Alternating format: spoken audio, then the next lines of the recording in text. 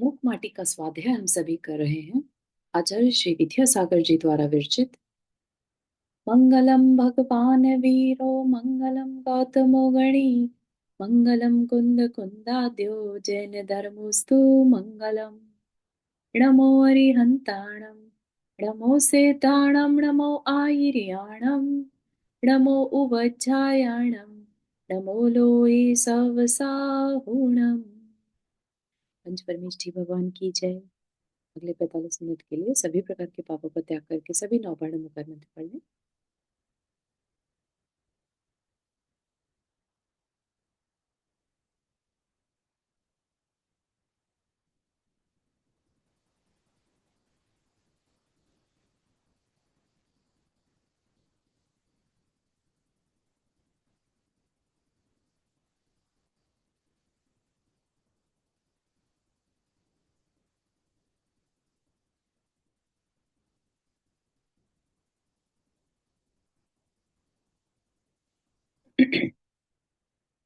तो हमने पिछले सेशन में देखा था कि किस तरह से अब कुंभ जो है शेप तो ले चुका है ना, और उसको काफी कुछ हद तक सुखाया भी जा चुका है, लेकिन क्योंकि उसमें थोड़े जल के अंश अभी भी बाकी थे, तो शिल्पी ने उसको तपती हुई धरती पर सूरज के ताप में रख दिया।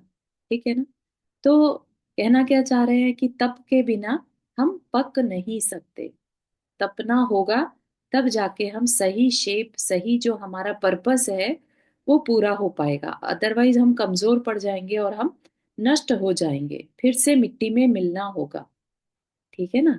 लेकिन अब जो माटी है उसने अपना कल्याण का सोच लिया, अब उसे वापस से मिट्टी में नहीं मिलना है ना।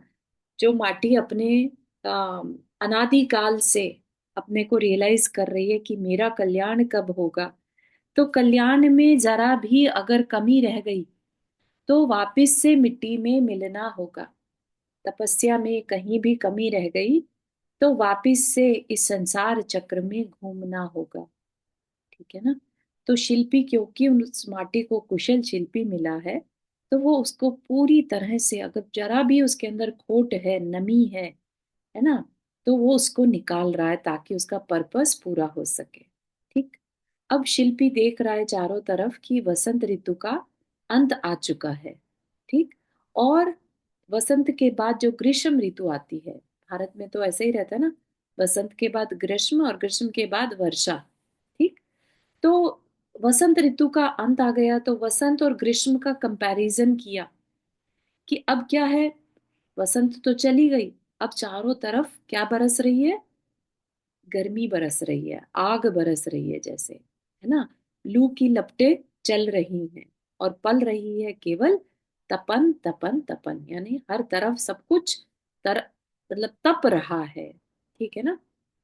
चाहे वो धरती कहे, धरती धगधगाहट करके जल रही है, चाहे वो नदियां कहें वो सूख रही हैं, और धरती में जगह जगह दरारें आ चुकी हैं। राइट। और हरापन जैसे गायब ही हो गया, कहीं चला गया। ठीक। तो यहाँ तक हमने देखा था कि किसी भी तरह का वो राग रंग अब ग्रीष्म ऋतु में नहीं रहता, है ना। सब जगह सब अपने आप को छुपाने में लगे रहते हैं कि हमें बस निकलना ही ना पड़े उस गर्मी में। ठीक है ना। और वसंत ऋतु में सब बाहर आ जाते हैं, राग पराग ये सब, चेतना की जाग, ये सब कुछ वसंत ऋतु में ही पॉसिबल है। ठीक है। आगे चलते हैं। अभी बहुत सुंदर और बहुत मार्मिक अ, वर्णन यहाँ पर आने वाला है, वैराग्य से भरा हुआ। क्या कह रहे हैं? भोग पड़े हैं यहीं, भोगी चला गया। योग पड़े हैं यहीं, योगी चला गया। कौन किसके लिए? धन जीवन के लिए या जीवन धन के लिए? मूल्य किसका? तन का क्या वेतन का? जड़ का क्या चेतन का? आभरण आभूषण उतारे गए वसंत के तन पर से। वासना जिस ओट में छुप जाती, वसन भी उतारा गया वह। वासना का वास वह न तन में है न वसन में, वरन माया से प्रभावित मन में है। ठीक है। क्या कहना चाह रहे हैं, थोड़ा सा मतलब तो सबको समझ में आ ही रहा होगा कि जो भोगी हैं, भोग यहीं रह जाते हैं। समय बदलता है, सबके लिए बदल रहा है। राइट।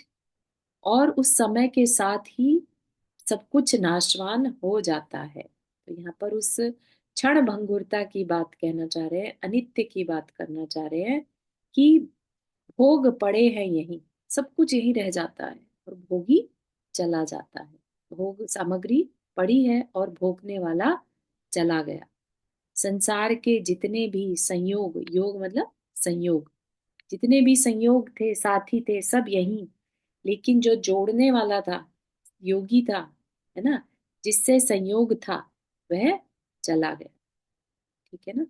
तो ये क्या है? परिवर्तन प्रकृति का नियम है। ये बात तो हमें समझ में आ ही रही है। साथ ही साथ हम इस जीवन की वास्तविकता को भी देखें। ठीक है ना। भोग पड़े हैं यहीं, भोगी चला गया। योग पड़े हैं यहीं, योगी चला गया। कौन किसके लिए? अब क्वेश्चन कर रहे हैं कि हम जो, हमारे जीवन में मूल्य किसका है? ठीक है। धन जिसके पीछे हम सारे पड़े हैं, धन के पीछे सारी दुनिया पड़ी है, वह धन जीवन के लिए है या जीवन धन के लिए है? ठीक है ना। वह धन जीने के लिए चाहिए होता है, कहने को तो कह देते हैं गृहस्थी चलानी है, धन तो चाहिए, लेकिन वास्तविकता क्या है? हम जी ही धन के लिए रहे। ठीक है ना।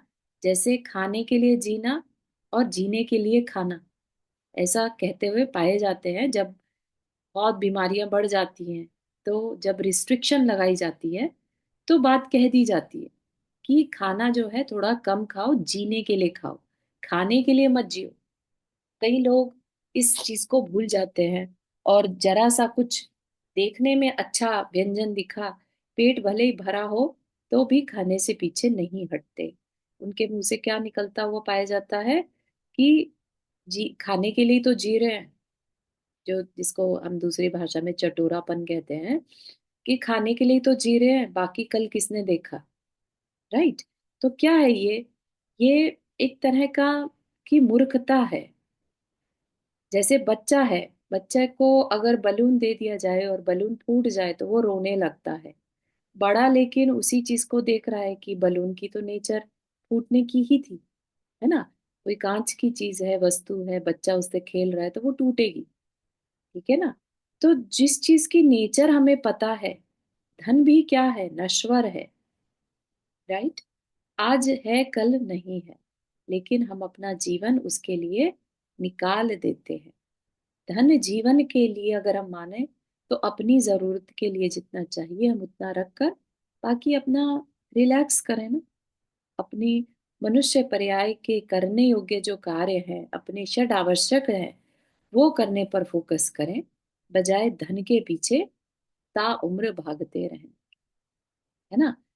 जितना जितना होता क्या है, प्रॉब्लम यहाँ पर क्रिएट होती है कि जितना जितना हमने जीवन भर तो खूब मेहनत करी, और जब इंसान शुरुआत करता है करियर की, तो कुछ नहीं होता उसके पास, है ना। ये बात अपन सब बहुत अच्छे से समझ सकते हैं। और जीवन का कह लीजिए आधा काल, आधे से भी ज्यादा जब बीत जाता है, अपनी जिम्मेदारियों से जब पूरा उतरते हैं, खत्म मतलब जिम्मेदारियां पूरी होती हैं, और तब जाकर कुछ सेविंग अगर शुरू हो भी जाए, तब जाके ऐसा लगता है अरे अब जाके तो धन कमाना शुरू किया, अभी तक तो बस काम चला रहे थे, है ना। और फिर धन के प्रति मोह बढ़ने लग जाता है, जितना जितना कम होना चाहिए था, क्योंकि हमने धन को अपनी जीवन की आवश्यकता नहीं माना था, धन से मोह हो गया। ठीक है ना।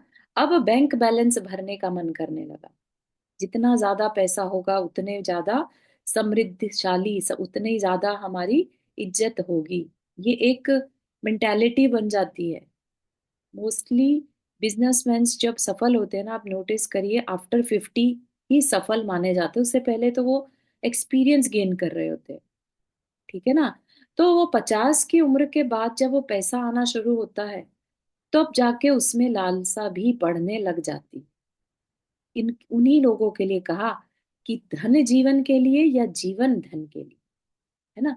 लेकिन आसक्ति इतनी बढ़ जाती है धन में कि अपना, जब सारी जिम्मेदारियों से भी मुक्त होने का समय आ गया, तो लगता है अरे जब धन आ रहा है तो लगे रहो, क्या कमी है? अच्छा है जितना बैंक बैलेंस बढ़ जाए। और अभी उसी का आगे मार्मिक चित्रण किया जाएगा कि हम किसके लिए क्या कर रहे हैं। मूल्य किसका? तन का क्या वेतन का? है ना? माना हमें जीवन, जो सैलरी है, वेतन है, वो चलाना, उसका उसकी जरूरत है, माना उसको भी मूल्य दिया। लेकिन शरीर का मूल्य ज्यादा है, परिवार के सदस्यों का ज्यादा है, या उस सैलरी का? है ना? आज के समय में, कमाई के समय में इतना ज्यादा इंडल्ज हो जाते हैं, 15-16 घंटे सिर्फ पैसा कमाने पे, अर्थ पुरुषार्थ में समय दिया जाता है। अपने शरीर, अपने स्वास्थ्य, अपने परिवार के लिए समय नहीं है। ठीक है ना? तो इसका क्या अर्थ निकलता है? हमने अपनी लिमिट क्रॉस कर ली है। वैल्यू किसको दे रहे हैं? उस वेतन को, उस कमाई को। है ना? और भूल रहे हैं अपने तन को, और अपने परिवार के भी तन को। राइट? जो आपकी वेट करते हैं कि थोड़ा समय हमें दिया जाए, बच्चे वेट करते हैं। राइट? आजकल पेरेंट्स के पास समय ही नहीं है, इसलिए भाग रहे हैं, वेतन के लिए भाग रहे हैं। तो ये आई ओपनिंग होना चाहिए। कितना हो पाता है नहीं मालूम, लेकिन होना चाहिए कि हम एक बैलेंस बनाकर चले। ठीक है ना? मतलब अगर हम बहुत ज्यादा आगे बढ़ने की रेस में लगे हैं कि हम बहुत ज्यादा कुछ करके दिखा देंगे, तो हमारे हो सकता है प्रमोशन हो जाए। तो उस रेस से हमें बाहर आ जाना चाहिए। क्योंकि अगर हम आध्यात्म में और जैन धर्म में विश्वास करते हैं, कर्म थ्योरी में विश्वास करते हैं, तो पैसा जो है, उसके लिए पुरुषार्थ तो ठीक है, अच्छे से पुरुषार्थ नीति न्याय से कमाना चाहिए। लेकिन जब तक आपके पास पुण्य नहीं है, वह पैसा आ भी जाएगा तो रुकेगा नहीं। और रुक गया तो आपने, इसका मतलब बहुत ज्यादा मेहनत हो सकता है उसके लिए कर ली हो, कि अब आपका शरीर उसको एंजॉय करने के लायक नहीं बचा। ठीक है ना? तो बैलेंस कहीं ना कहीं हमें बनाकर चलना चाहिए। मूल्य करें, मूल्य किसका? तन का क्या वेतन का? जड़ का क्या चेतन का? है ना? ये भी एक बहुत इम्पोर्टेंट पॉइंट रहता है। जिस चेतन के कारण हमारा ये जीवन चल रहा है, हमें ये जीवन मिला, उस जीव ने ही कर्म बांधे थे ना, उस कर्म के कारण ये पर्याय मिली, या ये आयु मिली। है ना? हम उस चेतन का मूल्य ना करके किसका मूल्य कर रहे हैं? जड़ का। धन जो है वो जड़ वस्तु है। राइट? तो हम किसका मूल्य कर रहे हैं? जड़ का। है ना? और जो हमारी सबसे इम्पोर्टेंट जीवात्मा है, हमारा उसकी तरफ ध्यान ही नहीं जा रहा, जिसके कारण ये जीवन है। हम माता पिता तक तो पहुंच जाते हैं कि हमें उनका आभार मानना चाहिए कि उनके कारण ये जीवन मिला। ठीक है। लेकिन आज का समय तो ऐसा है कि माँ बाप के लिए भी टाइम नहीं है। है ना? वेतन के आगे तन का मूल्य ही नहीं हो रहा है। तो पेरेंट्स का ही जगह जगह नहीं है, उनके लिए ही वैल्यू नहीं है, समय नहीं है। तो अपने चेतना के लिए कहाँ समय निकाल पा रहे हैं? ठीक है ना? तो बहुत बड़ा मैसेज यहाँ पर आचार्य श्री देना चाह रहे हैं, जो उन्हें दिख रहा है चारों तरफ। ठीक है। और आभूषण उतारे गए वसंत के तन पर से, तो अब वसंत को क्या दिखाया? एक कैरेक्टर। ठीक है ना? जिसका कि मरण हो गया। ठीक है। अब मरण हो गया तो क्या किया जाता है? खूब, अगर किसी ने खूब ज्वेलरी पहन रखी हो और उसका मरण हो जाए, तो उसके आभूषण जो है, आभरण आभूषण, वह सब रिमूव कर दिए जाते हैं। ठीक है। और उसको एक साधारण सा कपड़ा, जिसको कि हम कफन कहते हैं, वो उड़ा दिया जाता है। तो जो अच्छे हैवी क्लोथ्स हैं, राइट, वह सब भी उतार दिए जाते हैं। राइट? तो वासना जिस ओट में छुपी, छुप जाती वसन भी उतारा गया वह। वासना का वास वह न तन में है, न वसन में, वरन माया से प्रभावित मन में है। क्या कहना चाह रहे हैं कि वास्तविकता तो ये है कि वासना, भले ही आप उस कपड़े को ढककर वासना मानो, है ना, कोई अपने शरीर को श्रृंगार कर रहा है बहुत अच्छे अच्छे कपड़े पहनकर, है ना, तो या अपने कपड़ों को इसलिए पहन रहा है कि दूसरा उसको बुरी नजर से ना देखे, राइट, कुछ भी कारण हो सकता है। तो वासना का वास ना तो सामने वाले के कपड़ों में है ना उसके शरीर में है, कहाँ पर है, वास्तव में माया से प्रभावित मन में है। मन के अंदर ही काम क्रोध के जो मान के परिणाम है, उसी से हम दूसरे के तन को भी कुछ और समझ लेते हैं, है ना, उसकी बाह्य रूपरेखा में आकर्षित हो जाते हैं। तो यह वासना जो है वो मन में होती है ना। जो भाव हमारे पेरेंट्स के लिए होते हैं, वैसे भाव दूसरी स्त्री के लिए नहीं होते। माता बहन के लिए जो भाव है, तो क्या मतलब है, क्या वो स्त्री नहीं है, राइट। इसका मतलब क्या है, वासना का वास वह न तन में है न वसन में, ठीक है ना, क्या है, मन में है, जिसको हमने माना कि हाँ इसको हम छू सकते हैं, इसको हम यूज कर सकते हैं, तो वैसा ही दिमाग चलता है। और जहां हमारे अंदर मन में यह है कि ये तो रिस्पेक्टेड है, इसको हम कुछ नहीं कह सकते, तो वहां पर वैसे भाव रहते हैं, ठीक है ना। आगे चलते हैं। वसन का भौतिक तन पड़ा है, नीरा हो निष्क्रिय निरावरण, गंध शून्य शुष्क पुष्प सा, उसका मुख थोड़ा सा खुला है, मुख से बाहर निकली है रसना, उसकी रसना थोड़ी सी उल्टी पलटी है, कुछ कह रही सी लगती है, भौतिक जीवन में रस ना, और रस ना, ना सर, यानी वसंत के पास सर नहीं था, बुद्धि नहीं थी हिताहित परखने की। यही कारण है कि वसंत सम जीवन पर संतों का ना असर पड़ता है। दाह संस्कार का समय आ ही गया, वैराग्य का वातावरण छा सा गया, जब उतारा गया वह वसंत के तन पर से कफन कफन कफन। यहाँ गल रही है केवल तपन तपन तपन। बहुत अगेन जो है वास्तविकता को प्रदर्शित कर रहा है ये वाक्य। क्या कहा, वसंत का भौतिक तन पड़ा है, वसंत को एक कैरेक्टर बना दिया, तो वसंत अब बिल्कुल शैया पर है, मृत्यु शैया पर है, उसको ले जाया गया शमशान में, ठीक। निरा हो निष्क्रिय निरावरण, आवरण भी हट गया, और निष्क्रिय, गंध शुष्क, शून्य गंध शून्य शुष्क पुष्प सा, जैसे सूखा पुष्प हो, कोई जान नहीं है उसके अंदर, उसका मुख थोड़ा सा खुला है। कई बार मरण के समय कई लोगों का मुंह खुला होता है, राइट, मुख से बाहर निकलती है रसना उसकी, और जीभ थोड़ी सी टेढ़ी हो जाती है, ऐसा भी देखने में आता है। ये क्या है, ये कुछ निमित्त ज्ञानी जो है वो इवन ये तक बता सकते हैं कि अब मरण निश्चित है, समय आ चुका है, क्योंकि ऐसे में जीभ थोड़ी टेढ़ी हो जाती है, ऐसा कहा गया है, ठीक है। लेकिन यहाँ पर क्या है, उसी को एक वैराग्य का उदाहरण लेकर कहा कि रसना जो है टेढ़ी होकर ऐसा बताना चाह रही है कि भौतिक जीवन में रस नहीं है, ठीक है ना। जब कुछ सब छोड़कर जाना पड़े, तब जाके पता चलता है कि कुछ करा तो है ही नहीं, है ना, अभी कितने रस लेने बाकी रह गए थे, राइट।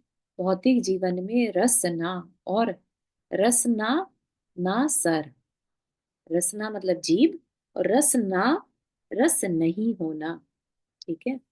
और उसको अगर हम उल्टा कर दें, बहुत पहले भी हमने देखा, नदी, दीन, हीरा, राही, है ना, तो इन अक्षरों को किस तरह से उन्होंने यूज किया है वो देखने लायक है। र स ना, ना स र, सर नहीं होना, सर यानी बुद्धि, ठीक है। तो कह रहे हैं कि वसंत के पास सर नहीं था, ऐसा लग रहा है, उसके पास जैसे बुद्धि ही नहीं थी हित अहित परखने की, है ना। सब एक तरह से मदमस्त जैसे हो जाते हैं, जैसे कुछ भी उनके कंट्रोल में ना रहता हो। वसंत के आने पर अगर ध्यान हो तो जब आम की बौर आती है तो कोयल भी पगला जाती है ना। बिल्कुल उसका कंट्रोल उसके हाथ में नहीं रहता। जगह जगह से झरने बहते हैं, जगह जगह फूल खिल रहे हैं। ऐसा लगता है जैसे धरती माँ भी अपने कंट्रोल में नहीं रही, हर तरफ से बस अपने आप को एक्सप्रेस करना चाहती है ना। तो कहा वसंत के पास सर नहीं था, बुद्धि नहीं थी हितहित परखने की। यही कारण है कि वसंत सम जीवन पर संतों का ना असर पड़ता है। ठीक है। तो वसंत के आकर्षण में, वसंत जैसे जीवन होने पर भी संतों को संतों पर उसका कोई असर नहीं पड़ता। ठीक है ना। क्योंकि संत कैसे हैं? विवेकवान है। और जो विवेकवान होता है उसको बुद्धिहीन बहुत ज्यादा पसंद नहीं आता। जो बुद्धिहीनता के साथ बिहेव करे वैसी चीजें पसंद नहीं आती। जहाँ विवेक है और जहाँ साधर्मी है, सत्संगति है, वहां तो उन्हें फिर भी समझ में आता है। लेकिन वसंत जैसी क्रियाएं, जहाँ राग हो, पराग हो, है ना, जहाँ ध्यान भी ना कर पा रहे हो, तो वो उन्हें कभी अच्छा नहीं लगता। इसलिए वसंत जो है वो संतों पर कोई असर नहीं कर पाती। ठीक। दाह संस्कार का समय आ ही गया। दाह संस्कार क्या होता है? जब उस शरीर को जिसके पीछे अभी तक भाग रहे थे, है ना, तन के पीछे सारी दुनिया चल रही थी, वासना थी, सब कुछ था, आज उसी शरीर का दाह संस्कार का समय आ ही गया। वैराग्य का वातावरण छा सा गया। क्यों? जीवन भर जो कमाया यही छोड़कर जाना, है ना। कोई भी साथी सगा साथ में नहीं जा रहा, राइट। शरीर भी यहीं रह गया और जीव चला गया। ठीक है ना। इससे पहले दो तीन पंक्तियां आई थी कि जिसका मरण है उसका जीना भी निश्चित है, और जिसका जीवन है उसका मरण निश्चित है। ठीक है ना। तो परिवर्तन प्रकृति का अकाट्य नियम है। तो यहाँ पर मरण किसी का हो रहा है, दाह संस्कार का समय आ भी गया, तो उसका तो जीव ने कहीं और जन्म ऑलरेडी ले लिया होगा। ठीक है ना। तो जो वास्तव में विवेकवान व्यक्ति है तो वह किसी के मरण पर दुख नहीं मनाता। क्यों? क्योंकि अगर जीवन अच्छे से जिया तो देव में गया होगा, बहुत अच्छा और अच्छा जीवन जी रहा होगा, है ना। और जिसने बहुत तकलीफ, दूसरों को तकलीफ पहुंचाई, तो ऐसे पर्सन को तो भगवान ही मालिक है, राइट।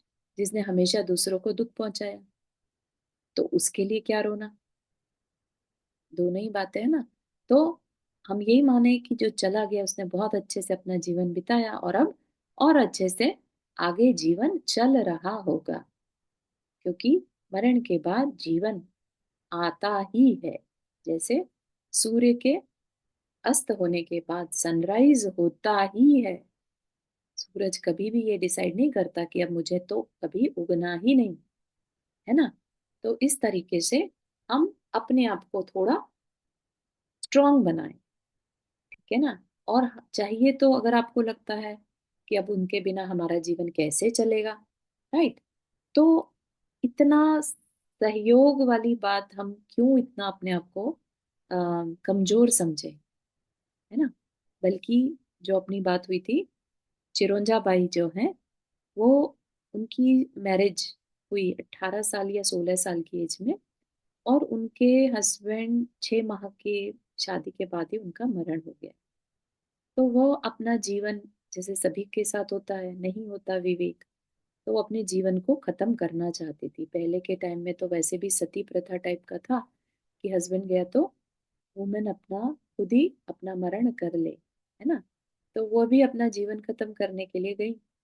लेकिन समहाउ उनके अंदर से एक आवाज आई कि तुम ऐसा क्यों सोच रही हो कि तुम्हारा जीवन अब किसी काम का नहीं रहा, है ना। जिस जीवन को तुम अब वैराग्य के साथ और अपने षड आवश्यक में लगा सकते हो, और एक साथी के चले जाने पर इतना कमजोर क्यों पड़ रही हूँ। ठीक है। और उनके अंदर ये जब आवाज आई तो उन्होंने अपने आप को स्ट्रांग बना लिया, उन्होंने मरण नहीं किया और पूरा जीवन वैराग्य के साथ, किसी चीज से अटैचमेंट नहीं, सारी जितनी संपत्ति थी सब दान कर दी, सिर्फ थोड़ी सी अपने जीवन यापन तक चलाने के लिए। और फिर वर्णी जी उनके जीवन में आए, एक पुत्र बन के। ठीक है ना, पुत्र, उन्होंने अपने उसको पुत्र बना लिया, धर्म पुत्र। राइट। और उनको गाइड किया, खुद तो धार्मिक थी ही, है ना, और उनको भी पूरी तरह से जीवन भर गाइड किया जब तक उनका जीवन रहा। और फिर उन्होंने अपना बहुत पूरे अच्छे से, मतलब अपना समाधि मरण खुद स्वीकार किया। ठीक। हाँ नंदा जी, आपने हाथ रेस किया। हाँ, ये पूछना चाहती थी कि हमारे जैन शास्त्रों में भी, क्या पुराने शास्त्रों में सती प्रथा का वो है, नहीं, अपने में नहीं है, रिवाज कहीं पर नहीं? भी नहीं आया। कहीं पर भी नहीं आया ये तो। हिंदू मान्यताओं में चला दिया समाज की व्यवस्था कि अब ये अकेली विधवा स्त्री है, इसके ऊपर दूसरा, इसका मन कहीं और डोल सकता है, या कोई और इसके ऊपर नजर रख सकता है, समथिंग लाइक दैट। तो इट्स बेटर कि अपना जीवन यही समाप्त कर ले, कि पति ही सब कुछ है। ये चिरंजा चिरंजा देवी, ये जैन थे या नॉन जैन थे? नॉन जैन थी। अच्छा, ठीक, थैंक यू। सॉरी, नहीं जैन थी है, सॉरी, जैन थी है।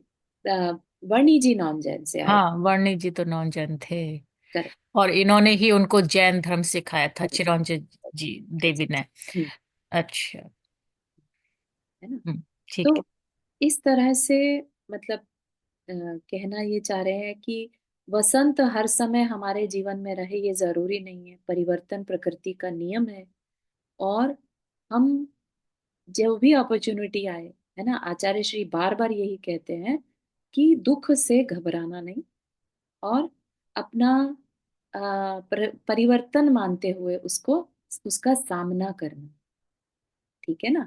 तो ऐसे सीन देखकर, हम जब किसी का मरण देखते हैं जीवन में, है ना, ऐसा तो कोई नहीं है जिसने कभी किसी का मरण ना देखा हो, तो वो क्या है, उससे उस समय वैराग्य का के भाव जो आते हैं उनको दृढ़ करना चाहिए। ठीक है। तो वैराग्य का वातावरण छा सा गया, जब उतारा गया वसंत के तन पर से कफन कफन कफन, है ना, जो रहा सहा कफन भी था वह भी उतार कर, और उसको क्या करा, अग्नि दे दी गई, तपन तपन तपन। ठीक। देखते ही देखते बस दिखना बंद हो गया वसंत का शव भी, अतीत की गोद में समा गया वह, शेष रह गया अस्थियों का अस्तित्व। और यूं कहती कहती अस्थियां हंस रही हैं विश्व की मूढ़ता पर की। देखते ही देखते क्या हुआ, अग्नि की लपटें इतनी बड़ी हो गई कि अब वहां पर शरीर दूर से नहीं दिख रहा है, और धीरे धीरे वह अतीत की गोद में समा गया, यानी नष्ट हो गया, अब पास्ट बन गया वो। राइट। और क्या बचता है, अस्थियां बचती हैं। राइट।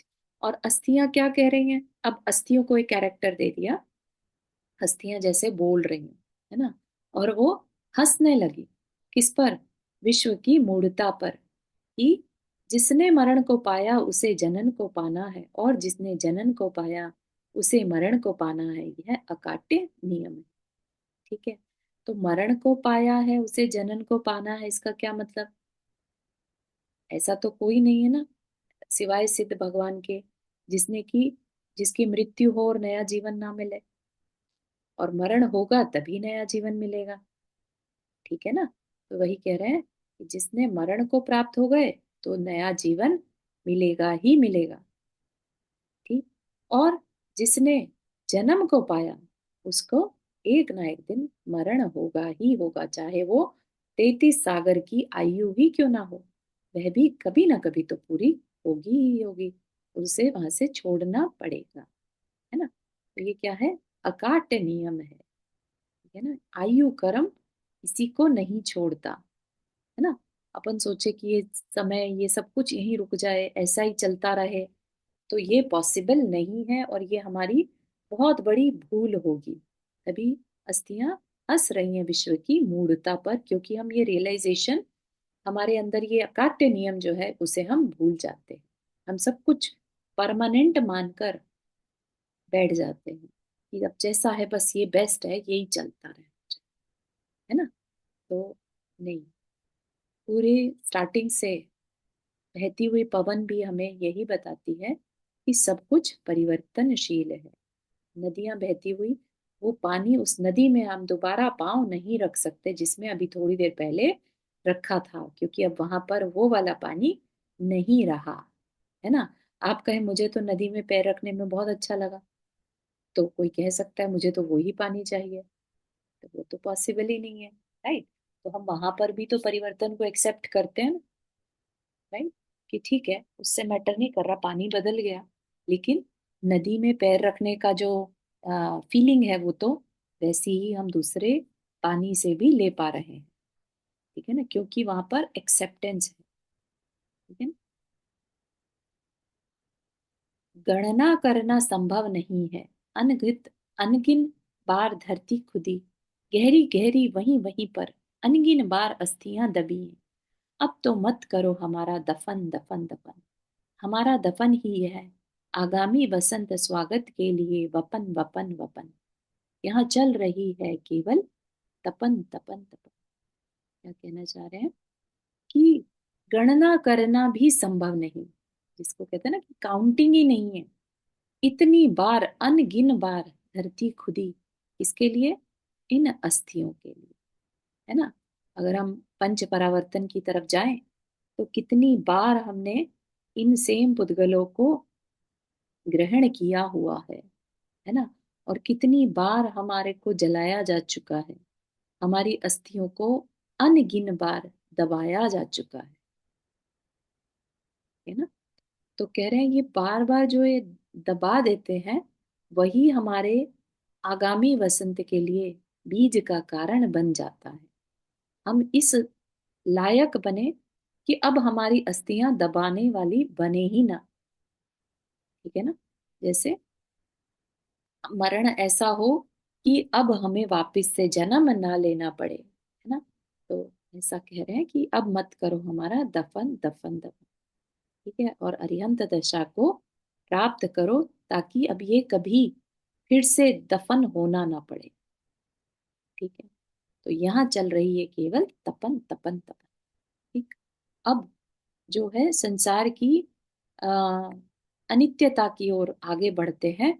बहुत सुंदर वर्णन यहाँ पर अनित्यता को लेकर किया। क्या कह रहे हैं, कभी कराल काला राहु प्रभा पुंज भानु को भी पूरा निगलता हुआ दिखा, कभी कभार भानु भी वह अनल उगलता हुआ दिखा, जिस उगलन में पेड़ पौधे पर्वत पाषाण पूरा निखिल पाताल तल तक पिघलता गलता हुआ दिखा।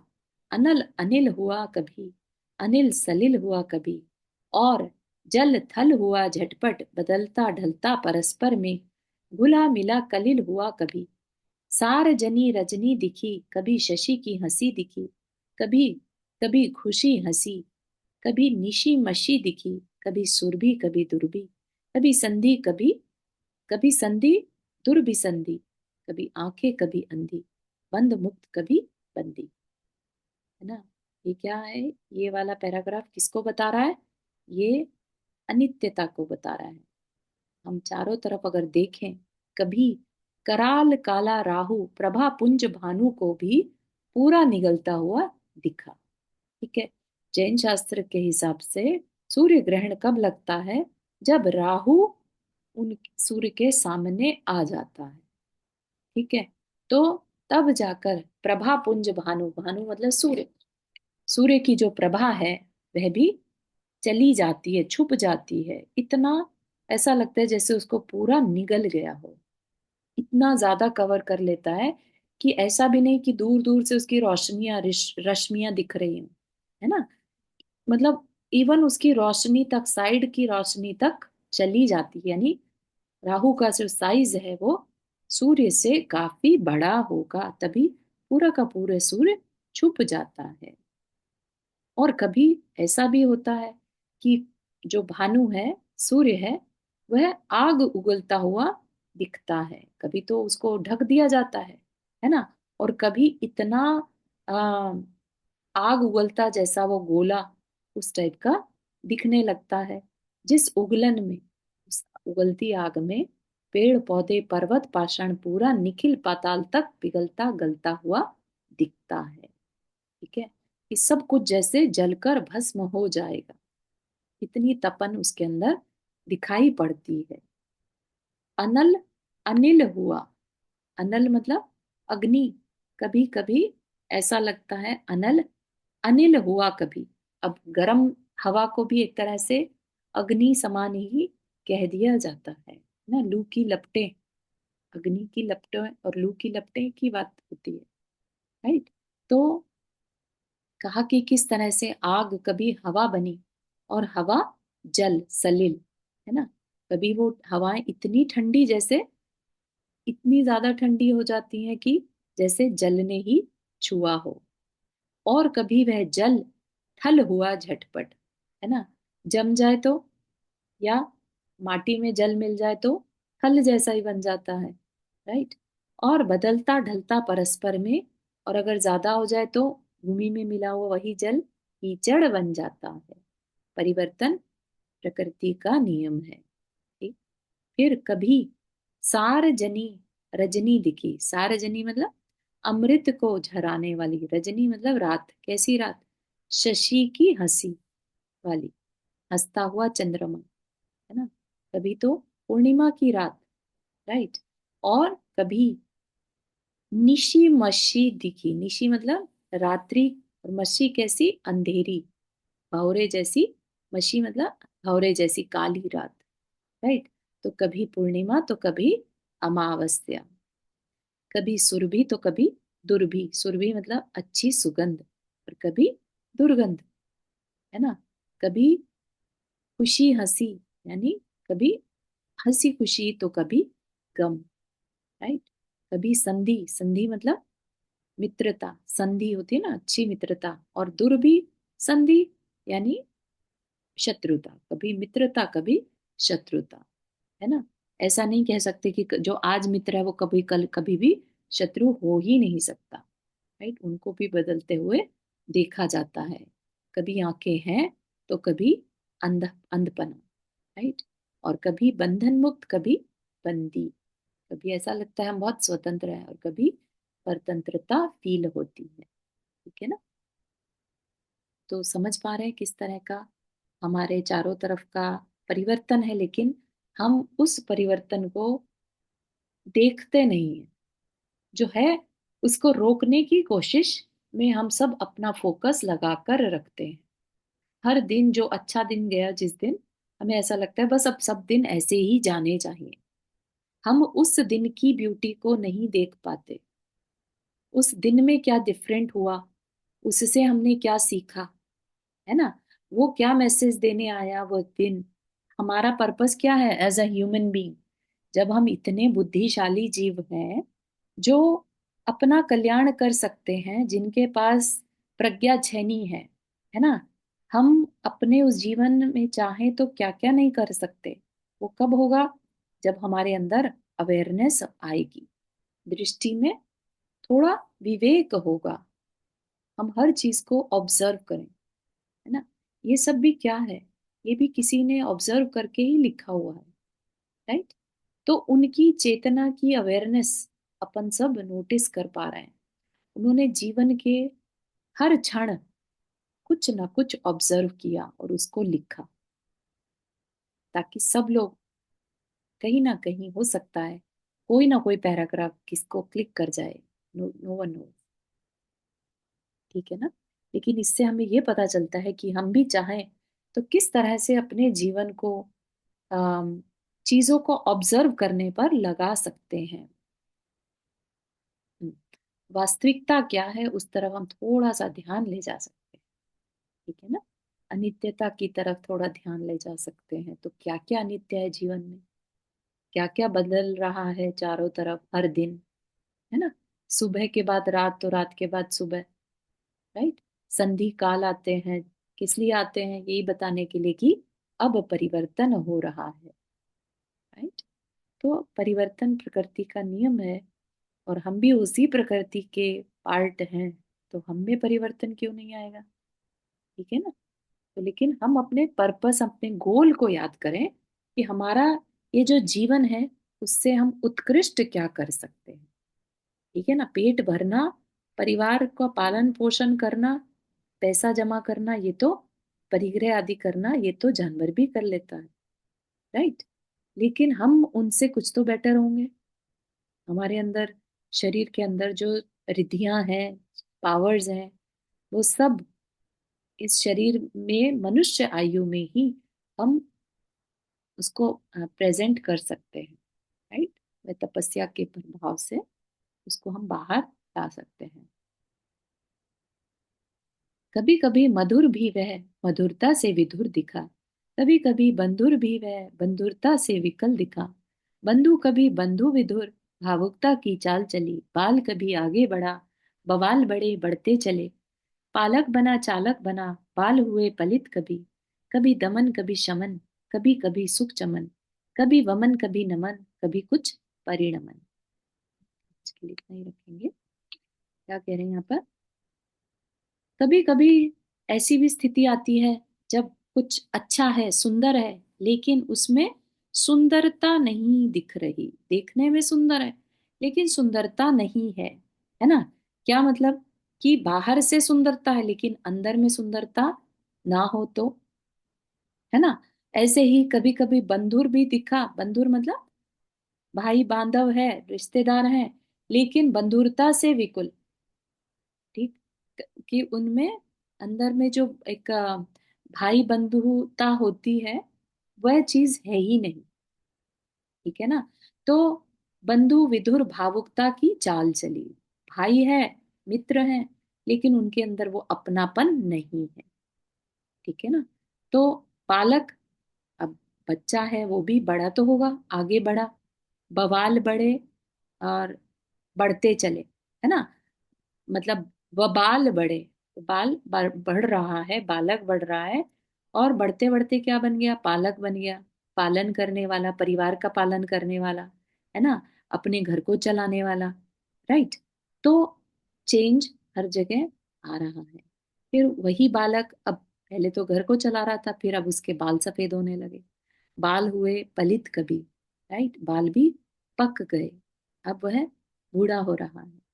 कभी दमन कभी शमन, है ना, कभी दबाया कभी दबा, राइट, कभी सुख कभी चमन, कभी कभी सुख चमन, राइट। तो कैसा उसने अपना एनवायरनमेंट, कभी अच्छा कभी बुरा, ऐसा क्रिएट किया, कभी वमन कभी नमन। ठीक। तो कभी ऐसा लगता कोई कुछ भी नहीं है ना, और कभी कुछ परिणमन, ऐसा जैसे कुछ हो रहा है। तो ये भाव है अंदर के परिवर्तन को देखते देखते, कैसे कैसे भावों से एक मनुष्य अपने जीवन में गुजरता है। ठीक है ना। कभी कभी बाह्य सुंदरता की ओर अट्रैक्ट हो जाता है, कभी भाई बंधुओं से एक्सपेक्टेशन करने लगता है, कभी अपने ही जीवन में, है ना, अभी मैं ये हूं, अभी मैं वो हूं, अभी मैं वो हूं, राइट। इस तरह से कभी दमन कभी शमन, कभी सुख कभी चमन, कभी वमन कभी नमन, और कभी कुछ परिणमन। ठीक। तो यहाँ तक जो है अस्थिरता की बात की जा रही है अभी, लेकिन जो सबसे इम्पोर्टेंट बात है वो आगे चलकर बताई जाने वाली। ठीक है। तो अगले सेशन के लिए इंतजार करिएगा। थोड़ा सा क्यूरोसिटी के साथ छोड़ो तो अच्छा लगता है, आप लोग वापस आ पाओगे ना, कि आगे क्या होने वाला है। हम्म, यहाँ तक कि किसी को कुछ शेयर करना है? बाय द वे हमारा ऑलमोस्ट सेकंड खंड पूरा हो रहा है, यानी 4 में से 2 खंड हमने कर लिए, है ना। It's a big achievement. आधी बुक होने को है, तो बड़ी बात है। ये आपकी रिकॉर्डिंग कहाँ मिलेगी?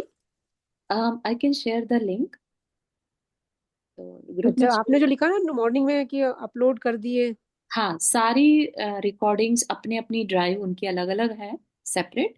और अच्छा। कई कई रिकॉर्डिंग्स की नंदा जी ने यूट्यूब पर भी अपलोड किए हैं। तो अच्छा। या आई विल आस्क हर, अगर वो किसी तरह से एक ही डॉक्यूमेंट में सारे हाँ लिंक आप, करके। जी, तो अच्छा। आप मुझे प्लीज लिंक भेज हाँ देना। हाँ हाँ, बिल्कुल हाँ, बिल्कुल। क्योंकि मैंने अभी ज्वाइन किया है तो जी जी पुरानी जी, मैं समझ, रिकॉर्डिंग सुन लूंगी। बिल्कुल सही बात है। उसका हाँ आप भी ये करा। द्वादश वर्षीय कोर्स कर रहे हैं ना? हाँ जी, हाँ मैंने आपका देखा था, मैं भी कर रही हूँ। Right right, I saw it. जय जिनेन्द्र जी। जी जी जी। जिनवानी स्तुति। जावानी के ज्ञान से सूझे लोकालो, सोवाणी मस्तक को सदा देत बोलो। हे जिनवानी भारती तू जब पढ़े, तो तेरा जो शरण कोई सुनावे सो पावे सुख। पापा नाम करें।